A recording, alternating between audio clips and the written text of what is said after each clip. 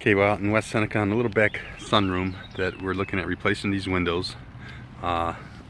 Since we're doing the siding, then we would want to just replace these with primary windows. That's going to be the best route to go. So we're about 8 foot deep and about 26 foot long.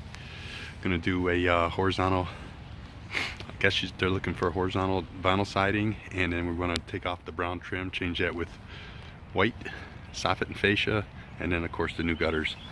Okay, and we were looking at doing a stone look down here before the siding goes on, which we got that real neat product.